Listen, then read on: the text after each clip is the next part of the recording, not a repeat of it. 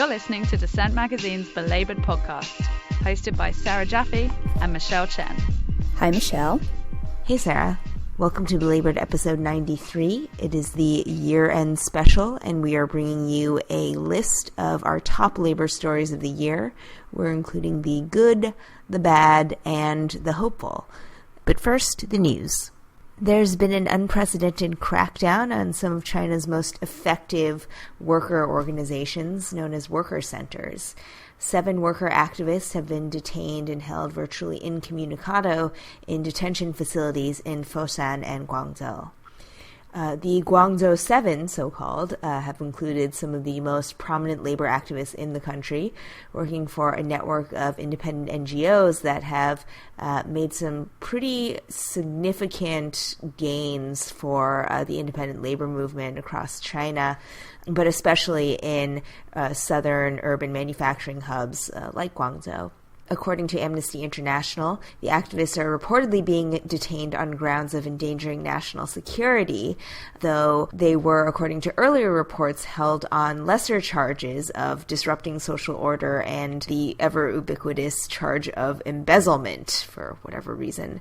Attorneys have been restricted from communicating with them, as have family members of the detainees.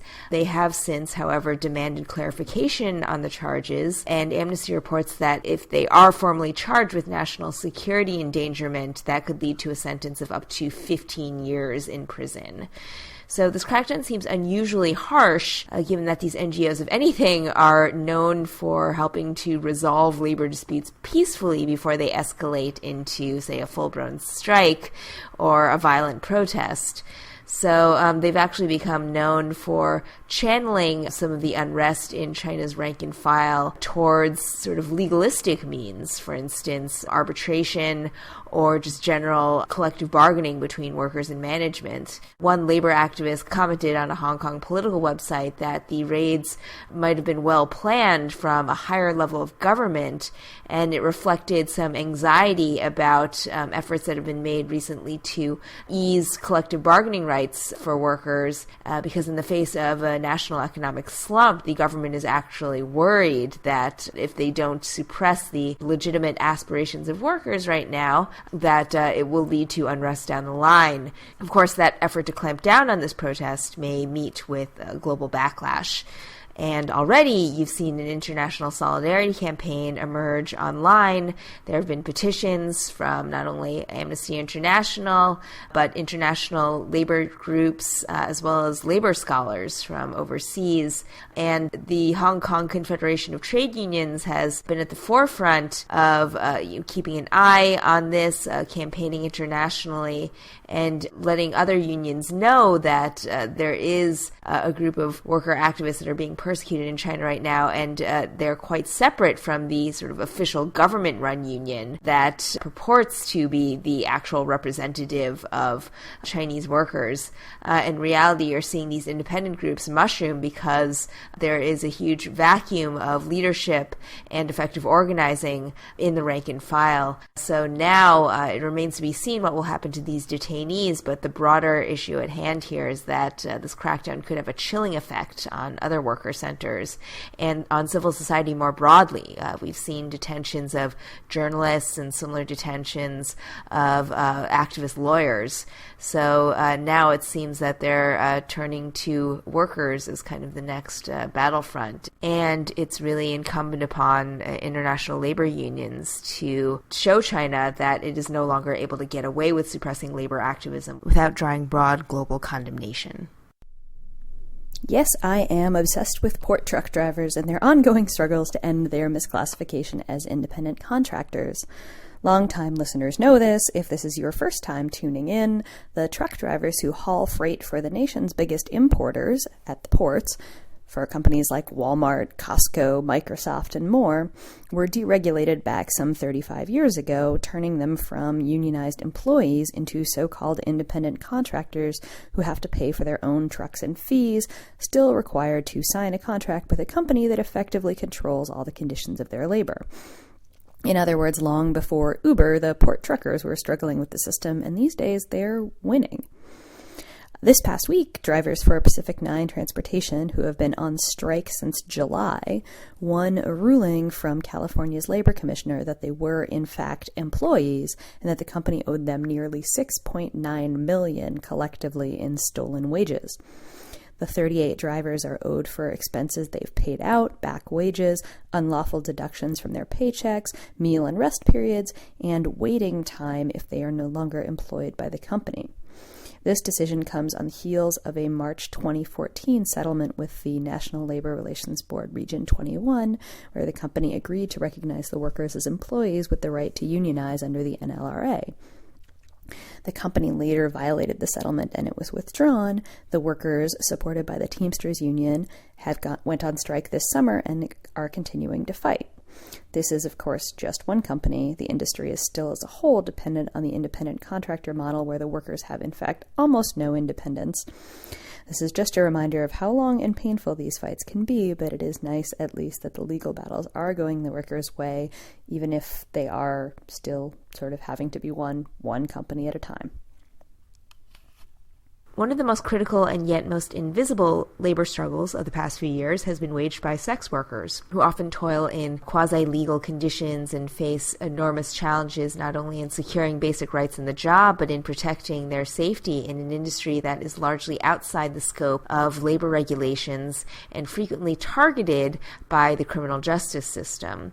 A new report published by the Red Umbrella Project, the National Center for Transgender Equality, and the Best Practices Policy Project has focused on the many challenges facing transgender sex workers who, in addition to working under oppressive conditions, are often subject to dehumanizing and brutal treatment at the hands of law enforcement and marginalized by discrimination in virtually every sector of life.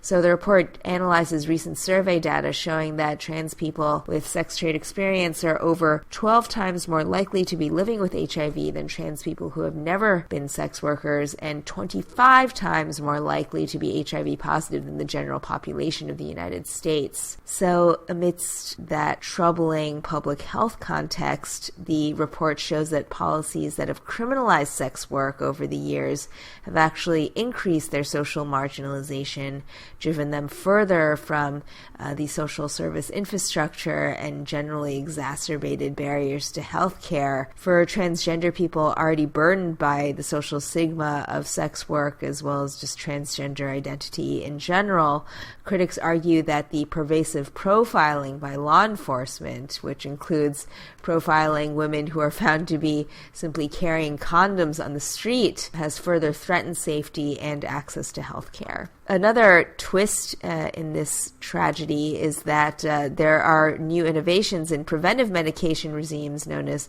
PrEP, and these offer hope for dramatically reducing HIV infection risk, but due to the endemic poverty in the trans sex worker population, as well as the barriers to health care, many advocates are afraid that the combination of draconian law enforcement measures and poverty will put the drug out of reach of those who most need it. And so the public health focus on medical access currently kind of overlooks the special obstacles that sex workers may face in obtaining the drug due to these law enforcement consequences. And overall, it's not just healthcare barriers or wage theft and poverty, though there are plenty of all of those things. There's also just the racial element that goes into the combination of the policing of trans sex workers' bodies, especially for trans women of color. And alongside the criminalization of sex work, you often see sex workers being subjected to behavioral reform schemes that do very little to actually address their real economic needs or address systematic abuse and harassment and exploitation, but they often sort of reflect an imposed morality coming from higher up that has very little to do with the day-to-day circumstances that they face every day. Recent survey data shows that in the workforce generally, nearly 7 in 10 transgender adults who have reported involvement in sex work recall experiencing an adverse job outcome in the traditional workforce, such as being denied a job or a promotion or getting fired because of their gender identity or expression. And that's much higher than the already alarming rate of about 45% for non-sex workers in that survey. So for trans sex workers in particular, addressing both their health needs as well as their basic social equity needs, the report recommends dismantling the outmoded policies criminalizing HIV infection. And this includes reforming the sex offender registration systems and the criminal penalties that have targeted people who engage in sex work while HIV positive. And in addition, they call for an end to the immigration policies that have criminalized migrants generally and left transgender people at a special disadvantage when they end up detained in federal custody. As we've discussed before in Belabored, the debate over whether to criminalize sex work often eclipses the voices of sex workers themselves, whose rights as well as individual choices need to be respected as they seek work with dignity.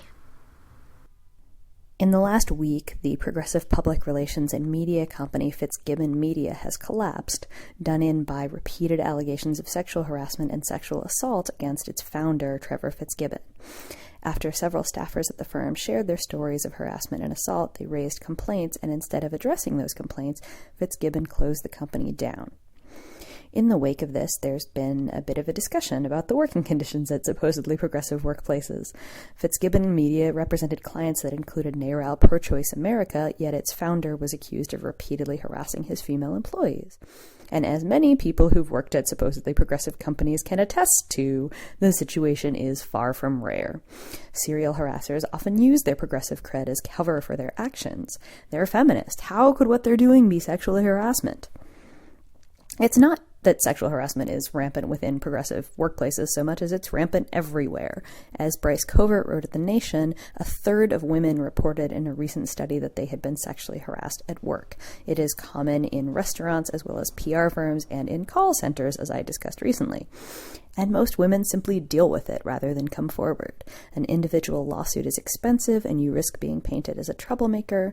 You could lose your job and worry that no one else will want to hire you for fear of getting sued themselves.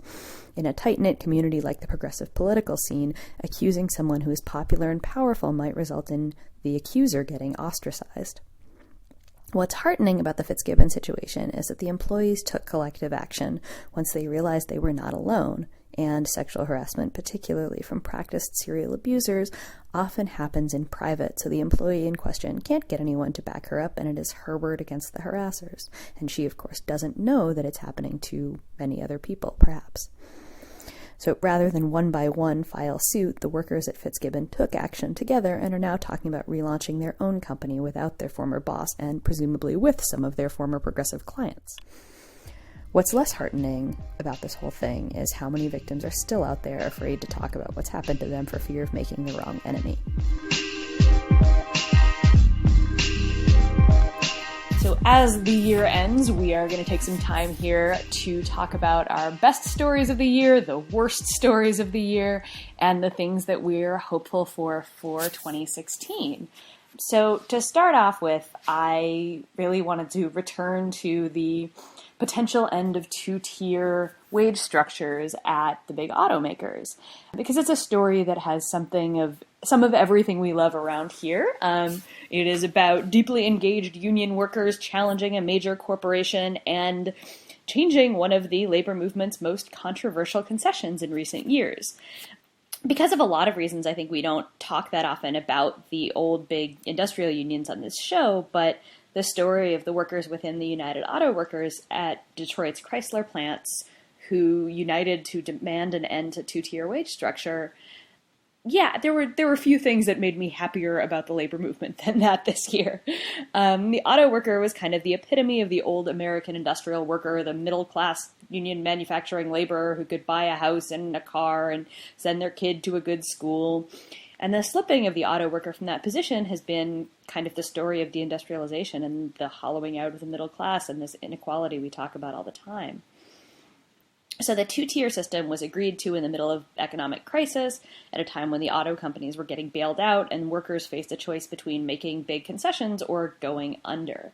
And it created one layer of workers who would start and eventually top out at a lower wage structure than the people who'd been with the company for years doing the same job. So as labor relations expert Gary Chasen explained on Belabored episode 88, it puts all of the burden of a wage cut on the backs of the workers who aren't working there yet. The assumption from the companies is that workers with seniority will act to preserve their wages and benefits and leave newer workers out to dry. That, in short, two-tier would kill solidarity, but instead what we saw this year was that solidarity may have killed two-tier. When the first tentative contract came down, the rank-and-file UAW members organized on social media and on the shop floor. They had marches, picket lines to vote down the contract in what our guest Alex Wassel called a ratification smackdown, because it didn't do enough to end the two-tier wage structure. So they sent leadership back to bargain a better contract. Workers like Wassel stood up for those who had not been hired yet and those who had been hired on the bottom tier and demanded an end to inequality at Chrysler. Was an excellent stand for workers to take, and I am hoping for much more, and that the contracts that were negotiated at the Big Three this year really do spell the beginning of the end of two-tier. Yeah, and I think it's also worth noting that it's kind of a nice sort of bookend to a lot of the horrors that came out of the 2007-2008 recession, which I think you're addressing in your upcoming book, actually. Why, yes, I am. Yes. And it's an interesting case of sort of newer workers and incumbent workers coming together in solidarity, which I think has been, one of the larger sort of underreported stories to come out of the Great Recession. Like we've seen a lot of mobilization of groups of workers that we haven't really heard from a lot in the labor movement. But yet, you also see some of these sort of incumbent labor organizations kind of coming around to the realization that, the future of the labor movement is really going to be about trying to bridge the gap between some of these the longstanding union structures that have sort of been the bulwark of the American middle class in this new real era of precarity that we're facing. And I guess that's kind of a segue to my other story for this category, which is the Fight for 15. And it's actually covering kind of one of the, I guess maybe the other pole of the workforce, in the sense that these are the workers who are representing some of the lowest wage, most precarious, most marginalized sectors that have historically not had any opportunity to unionize, and now they're finally getting organized with the support of leading unions like SEIU. You've seen the movement kind of take off and kind of fan out in a bunch of different directions. And the movement, I guess, this year has been punctuated by a number of different wins on kind of the legislative and the regulatory front. So I flagged the new $15 minimum wage in LA and the fast food worker wage board decision in New York as two of the kind of key victories. And, one of them in New York was just a sector-based initiative which targeted tens of thousands of fast food workers who are earning sub $15 wages right now, and it would raise their base wage to $15. So that would cover, just a fraction of New York's overall workforce, but it would be a meaningful symbolic win for the fast food movement because, one, New York has been sort of ground zero of that movement because it began with fast food workers in New York City. And also it's a symbolic win for workers in the food industry who have been kind of among the leading forces that are leading some of the street protests and the mass mobilizations in a variety of cities right now. With LA, it was across the board wage hike expected to cover up to 800,000 people and be a significant boost to the local economy. And that victory was no doubt inspired by the fast food worker protests, but ended up being taken up by the legislature as kind of a long overdue recognition on the part of lawmakers that the kinds of wage inequality that you see in big cities like New York and LA are simply unsustainable. The wage hike is also notable because it's indexed to inflation, which kind of insulates it from the political whims in the coming years. That said, both of these wage hikes are going to be phased in over time. So by the time the $15 wage actually kicks in, around 2020 or so, it's going to be worth a lot less than it would be currently. But it's a significant kind of notch in the belt of the movement, and it's been followed up by some pretty impressive wage hikes in different cities, not to the $15 level, but, for instance, Sacramento went to $12.50. Washington State went to $12. Palo Alto, St. Louis, Missouri, they increased their wages to $11 an hour. And those are pretty significant boosts considering that just a few years ago when the Fight for 15 movement was just getting started, there was no state with a higher minimum wage than about $9 an hour.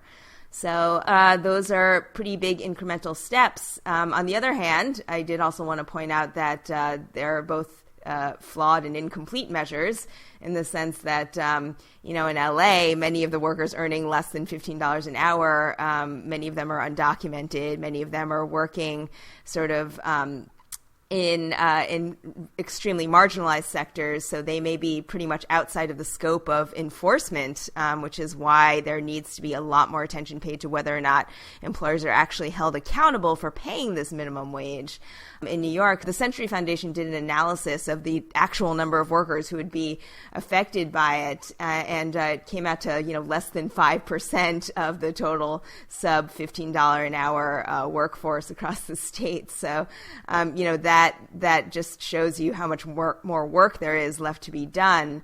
This is all coming on the heels of research from the National Employment Law Project that says that over 4 in 10 workers nationwide earn less than $15 an hour.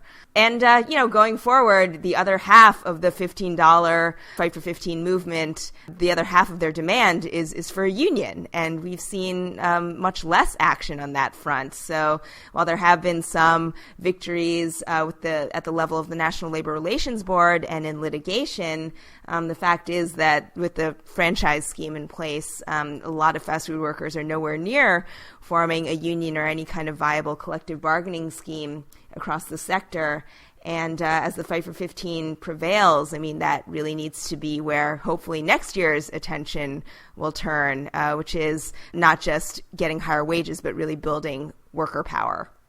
Yeah, and because I'm here in New York and because longtime listeners know how I feel about Governor Andrew Cuomo, it's worth noting that, Andrew Cuomo deciding to convene a wage board and pushing for $15 an hour for fast food workers and for all workers, and also his recent move to raise public sector workers' wages. All of these are things that he, staunchly refused to do about a year ago. So, you can not just say that you have to elect progressives, but actually, a successful movement can push people who are not on your side to do the right thing. So, and from there, now we go to the bad, which is, I'm going to try to not depress you all too much, because the story that I think, for a lot of people who watch labor, are in the labor movement, or members of unions, particularly public sector unions, the scary thing right now is the Supreme Court agreeing to hear the Friedrichs versus California Teachers Association case. If the Friedrichs case goes badly for labor, for the CTA, it could finish the job that the Harris v. Quinn case, which we talked about repeatedly on this podcast back in 2014, did not do. It could make the entire public sector into a so-called right-to-work workplace, eliminating the agency fees that workers who do not want to join the union pay in order to cover the costs of the bargaining that the union is legally required to do on their behalf. So right-to-work is the endlessly annoying framework because it's the shorthand that everybody knows, except most people don't really know what that means. They think it makes unions illegal, which it doesn't. And B, it is the most Orwellian name you can possibly use, right? It has nothing to do with your right to work. But anyway, the Friedrichs case was filed by 10 California teachers. Friedrichs is one of those teachers, and it is backed by the, quote, Center for Individual Rights, a supposedly libertarian group that has also spent a bunch of money opposing affirmative action. this case has basically been fast-tracked through the local courts in an admission that it goes nowhere without overturning the existing Supreme Court precedent in the Abood case, which was like 40-ish years ago. This case argues that compelling teachers to pay agency fees to a union that they may politically disagree with is compelled political speech and that it violates the First Amendment, even though technically the agency fees they pay don't go towards political activity. They just are supposed to cover the cost of bargaining, which is the majority of what unions spend money on. Members who actually sign up as members of the union are agreeing to pay dues that do include that political activity that go over and above the agency fee that everyone has to pay. In the Harris v. Quinn case, which was about home care workers, the court issued a narrowly tailored ruling that only affected home care workers, and Justice Alito, who wrote that opinion, argued that home care workers were a different kind of worker, that they weren't really public sector workers, and maybe they weren't really workers at all, and thus they shouldn't have to pay agency fees or be members of unions. So in Harris v. Quinn, the court could technically have overturned the Abood case, which is what the Friedrichs case is attempting to do, and it did not do it. And so the real question that we all had was, did they want to do it and not actually have the votes, because it's the same members of the court then that there are now, or did they in fact decide to do a narrowly tailored case and wait for the next one to come?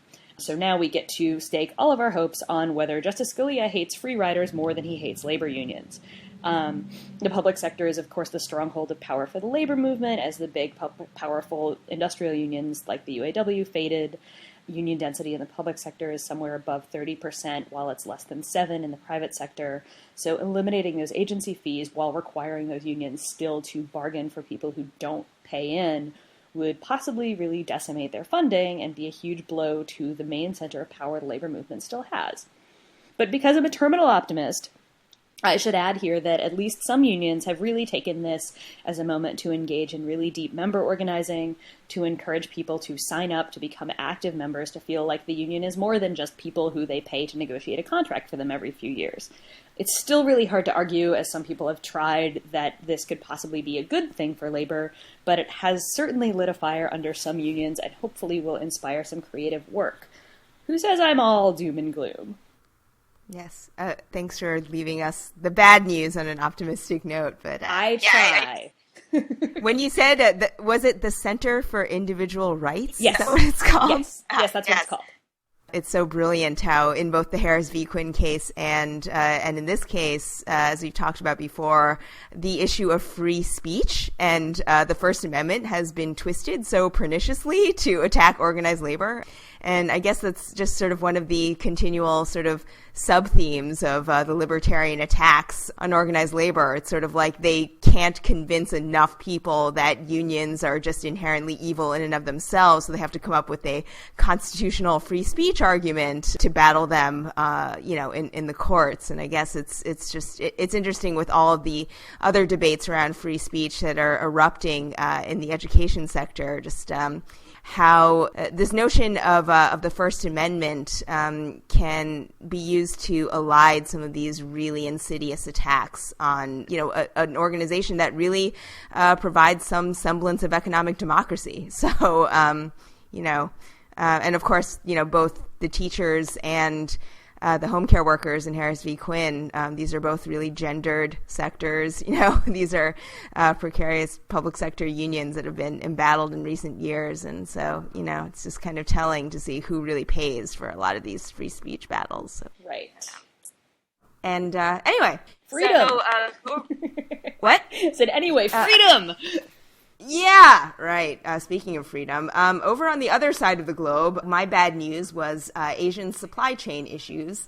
So, from Bangladesh to China, we've seen these dramatic tragedies that have erupted with industrial accidents and all sorts of other abuses against workers. And so I guess the bad news writ large is that these abuses continue and the exploitation continues to be propelled by Western multinational multinational companies, which, of course, are getting a dramatic boost with the Trans-Pacific trade partnership that we've discussed before on this show.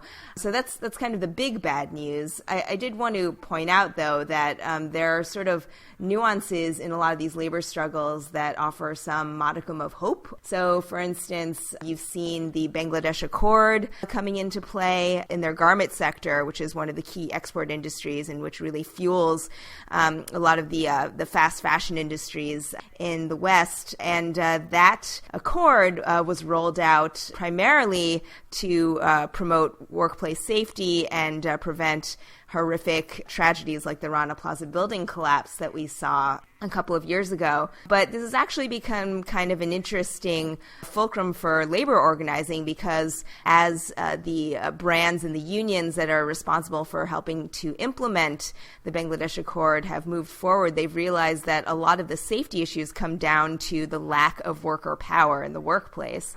And so what you see is that workers can't advocate for safety in their factory or for, safe fire exits or to limit exposures to toxic job hazards because they're constantly abused by their bosses. They can't form a union without facing vicious retaliation.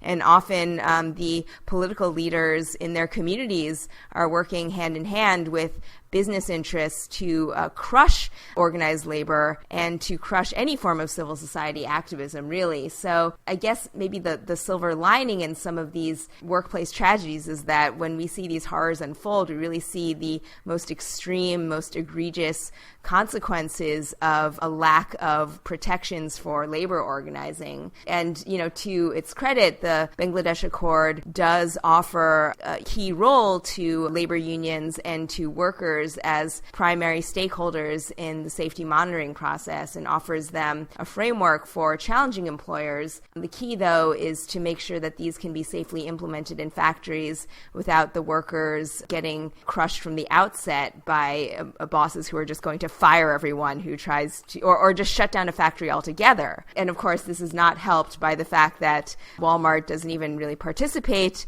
in the Accord or any real viable safety scheme except for their own proprietary sort of ethical sourcing codes that are just basically enforced by their own hired guns. And this is also really speaking to the need for consumer consciousness and consumer activism so that people in the West can put pressure on brands here to actually kind of try to do the right thing, because ultimately it does come down to these multinationals that really do set the price structure and in turn set the wage structure that trickles down all the way to the supplier factories in places like Bangladesh.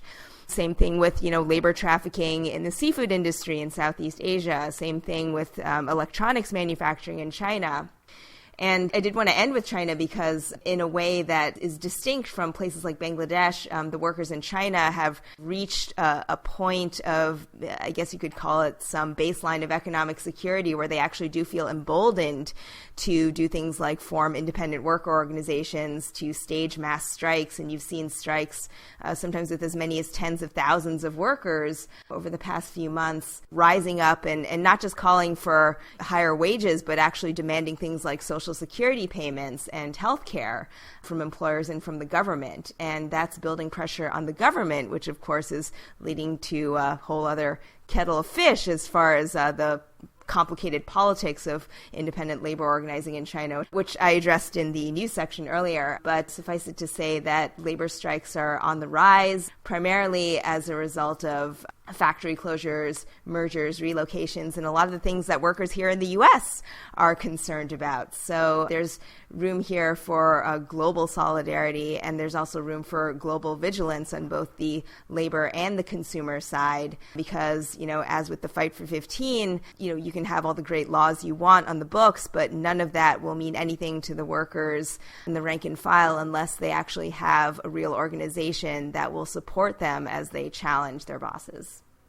Yeah.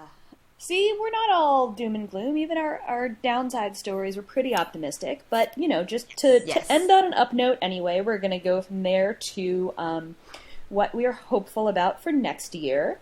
So as I wrote this week, the Chicago Teachers Union just voted to authorize by 88% of the membership to authorize what would be its second strike since the caucus of rank-and-file educators took over union leadership and built just the kind of union I was talking about with the Friedrichs case, a deeply engaged, fighting social justice union that is capable of winning big battles against, well, very special opponents. What could have been one of the worst moments of last year was that Mayor Rahm Emanuel was reelected in Chicago after being forced to a runoff by CTU-backed candidate Chuy Garcia. Now it has been discovered that during that very election, Emanuel and other higher-ups in his administration seem to have been engaged in a really big cover-up of the shooting by Chicago police of Laquan McDonald, who's a 17-year-old black man. Emanuel's approval rating is now currently hovering somewhere around 18%. He's facing calls for his resignation. His police commissioner has already fallen on his sword. I think today people delivered Rahm a bunch of, 250,000 petition signatures calling for him to resign. And basically the last thing he wants is a fight with a big union, particularly this union, which has been from the beginning decrying the racism and inequality in Rahm Emanuel's Chicago, and has been working closely with several of the groups that have been holding almost daily protests about the shooting of Laquan McDonald, other kinds of violence against black and brown people in Chicago.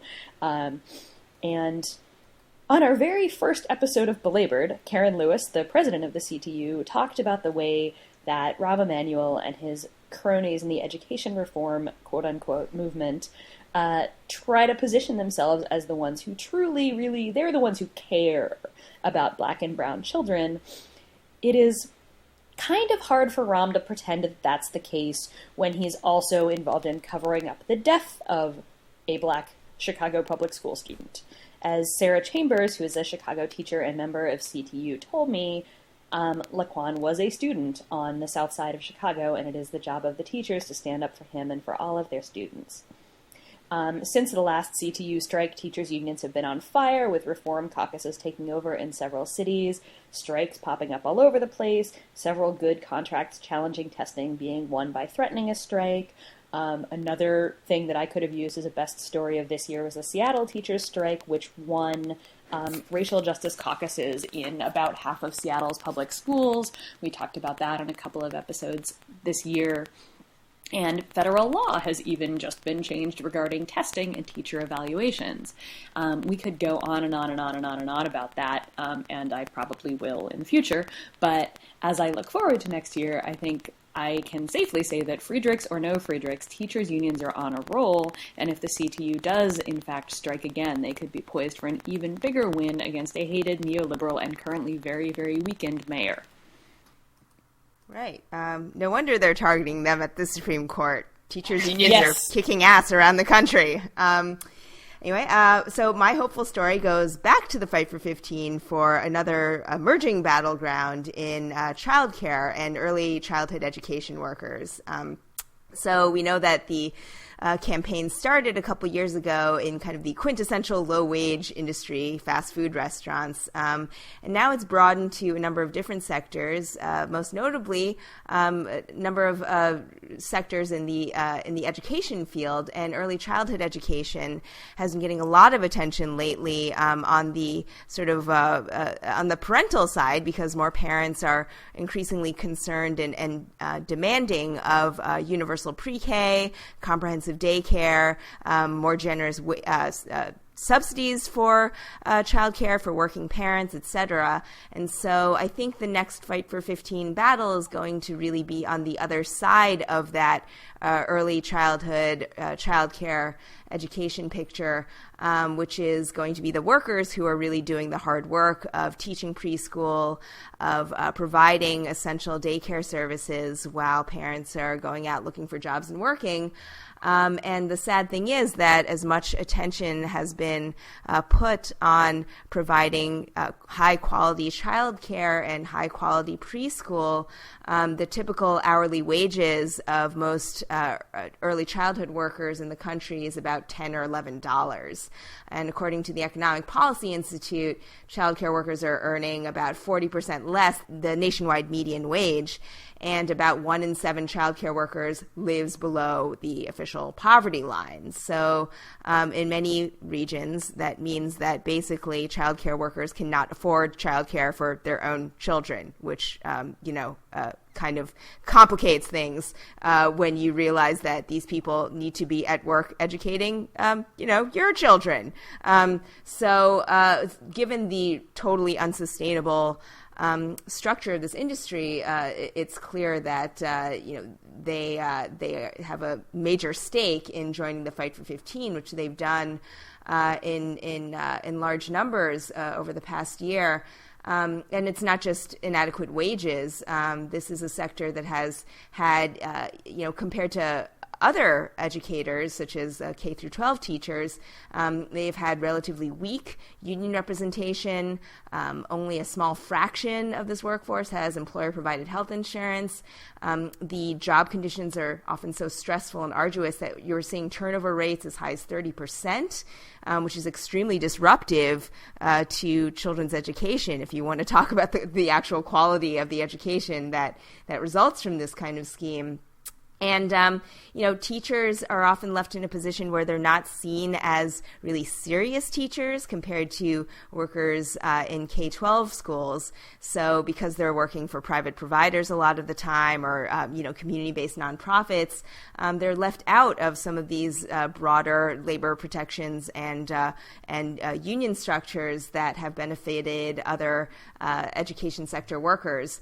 So in order to, say, advance and keep up with state requirements, these teachers need to go back to school. They need to get their bachelor's degrees, right? But there has been precious little investment in actually building a career ladder for these people, which of course goes back to the quality of education that children are getting these days. So it's really a matter of lifting up the entire low-wage workforce, and that includes the parents that need these services for their children, as well as the teachers who are also of the same socioeconomic strata, who yes, need to provide wages and decent wages for their families, but they also need to, also ensure that their kids are educated properly too. And one study by UC Berkeley researchers actually pointed out that in this sector, compared to other types of teachers, there are more teachers of color. They're generally of lower income backgrounds. And so lifting up this section of the teaching workforce is really about lifting up all education workers and ensuring that those most in need of wage equity are finally getting some of it on both the consumer side as well as on the labor side. And right now, we've seen a lot of attention in places like New York City and also on the federal level to improve funding for child care and early childhood education. We've seen less action in terms of providing decent wages for these workers, and unless they're included going forward in some of these reforms, then children are ultimately going to suffer and families are going to suffer because of it. So my hope is that we're seeing a lot more mobilization coming from child care workers themselves, and they are going to be making a very powerful case going forward as to why they, as members of the community and as low-wage workers, deserve a lot more. You're listening to Belabored, a Dissent magazine podcast. Links to articles mentioned in this episode may be found at dissentmagazine.org.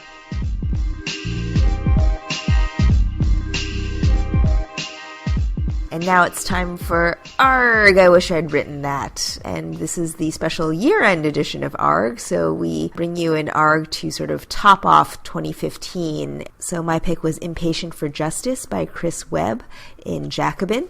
And it is about the South African student movement. Very much like the student movement that helped bring down apartheid, it has global resonance. I thought it was particularly interesting to look at this piece in light of all that's gone on campuses and in the streets this past year with Black Lives Matter, addressing issues of economic injustice as well as racial injustice in tandem. The South African student movement is pretty remarkable not only for its bold challenge challenge to South Africa's post-apartheid political establishment, but also in the way it really reflects these global struggles that have been led by youth that speak to not only basic issues impacting their lives directly, but also to a vision for social transformation that really cuts across all sectors of society. The campus organizing in South Africa in recent months parallels in many ways the Black Lives Matter student movements on campus, and Chris Webb outlines the movement known as Fees Must Fall as a highlight showing how it has bridged movements for low-wage students as well as movements for workers on their campuses who are also dealing with extreme precarity and poverty. So the Fees Must Fall movement, he writes, has been about more than student demands for lower tuition. At the Universities of Cape Town, Stellenbosch, Witwatersrand, Johannesburg, and the Western Cape, students organized around the working conditions and wages of outsourced campus workers, which is a growing problem born of universities' desire to cut costs. Sound familiar? He goes on to write, outsourced campus workers struggle to survive on poverty wages. So you can see from this that there's a very similar program going on in terms of outsourcing and driving down labor standards on U.S. campuses. So both in South Africa and the U.S., movements to organize faculty, graduate workers, campus workers, and students have encouraged kind of broad-based economic justice campaign, all levels of the university system. And to understand the plight of South Africa's youth is to really try to understand the tragic betrayal of the hopes that accompanied the fall of apartheid.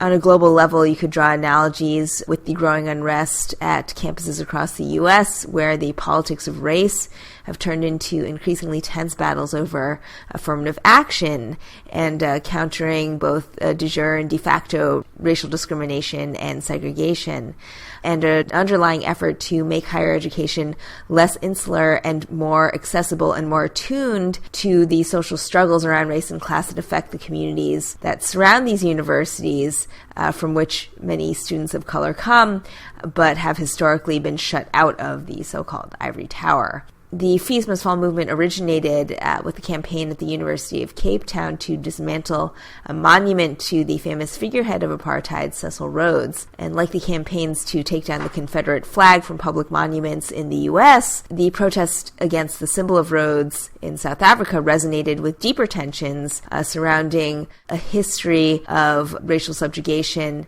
and an ongoing tension around what many Black students see as a systemic failure to grapple with the consequences of a history of institutionalized racism. Webb writes, quote, "The connection between the two movements goes beyond mere frustration and disruptive protest tactics. They both speak to the lived realities of race and class in post-apartheid South Africa. Race still structures exclusion from educational institutions and erects barriers to housing, jobs, and services. To harken back to earlier debates around race and class in South Africa, race is often the modality through which class is lived." And Webb concludes, quote, "It is essential that youthful anger be taken seriously rather than dismissed or treated in a functionalist manner. What's lacking in South Africa is not critical consciousness or anger. That exists in abundance. What is needed is a political direction for this anger that connects the struggle against tuition fees to everyday struggles for survival occurring in the country's most impoverished communities." I think the same lesson could be imported to the U.S., where you see uprisings for Black Lives Matter across the country against a backdrop of movements against student debt and high tuition fees, as well as efforts to organize faculty and graduate workers at Columbia, University of Chicago, and a number of other universities, private universities around the country. For students and scholars of higher education, they're both political and economic actors, and they're often also on the front lines of these struggles around economic and racial disenfranchisement. And now a lot of these activists are finding their stride in their push for a more just campus, because by achieving equity in the places where they learn and teach, they're also striving towards a more just society around the world. It is the end of the year, and we have been discussing the ups and downs for the labor movement. One of the bright spots this year, despite the devastating stories that come with it, has been the continued growth and power of the movement for Black lives, challenging our racist criminal justice system, police brutality, and linking those issues to the broader fight for an end to inequality and racism everywhere. The story that made me go ARG this week, by friend of the show Astra Taylor at The New Yorker and supported by the most excellent folks at the Economic Hardship Reporting Project, is also a story that brings all those issues together and reminds us of all the work left to be done. Titled From Jail to Farm to Table, it is the story of former Black Panther leader Elaine Brown and a new worker cooperative that she's helped to launch in Oakland that exclusively employs formerly incarcerated people. Brown is critical of the Ban the Box movement, which we've talked about on this podcast several times, not because the goal of getting formerly incarcerated people closer to getting work is a bad one, but because the removal of a box on an employment application doesn't go nearly far enough. But if employers won't hire someone who's spent time in prison, the idea behind the company Oakland and the World Enterprises is that formerly incarcerated people can become their own boss. They currently run an urban farm that sells fresh, healthy food to local restaurants, and their long-term plan includes a co-op grocery store, restaurant, fitness center, and tech design firm, all worker-owned and all by former prisoners. The project also serves as a path towards development without displacement for the people who have lived in the rapidly gentrifying Bay Area for decades, and draws on a long history of cooperatives within the Black community and the Black Panthers' own survival programs, from free breakfast to medical care to an elementary school. Taylor writes, quote, "With ribs, greens, and a martini before her, Brown wove the cooperative's aims into a larger intellectual perspective. Most activism today, she said, was missing a correct analysis, an understanding of how capitalist dynamics shape our current condition. The guiding motto of our government," Brown quipped, is, "We care about you, but we won't care for you. If a person is poor or in prison, it is unfortunate, but ultimately their fault, this ideology insists, and the state doesn't owe them anything. It feigns empathy while willfully ignoring the broader circumstances that keep people impoverished and often cause individuals to turn to crime in the first place. And it is these circumstances that Brown wants to see radically changed." Yet she was aware of how hard that process would be. Quote, "There is no way to piecemeal, fix up, or reform any of these issues we all like to look at in isolation," she said. Brown's final goal, I think, is a good place to leave off for this year. She said, "We want a world where everyone can go to a nice place with beautiful tables and nice glassware. We're not trying to bring people down, we're trying to bring them up, but we're not trying to bring them up on the backs of someone else." And with that, happy holidays, and thank you as always for listening to us and for sharing your stories. If you're a teacher or home care or child care worker, if you faced sexual harassment or spent time in prison, if you have a story of hope or of anger to share, you can always reach us at #Belabored or belabored@dissentmagazine.org, and we will be back with you in 2016. This life is hard, so hard I must go. 825, hell no, we can't go. You've been listening to Dissent Magazine's Belabored podcast. For the entire archive of past episodes, visit dissentmagazine.org. Join us online using #Belabored.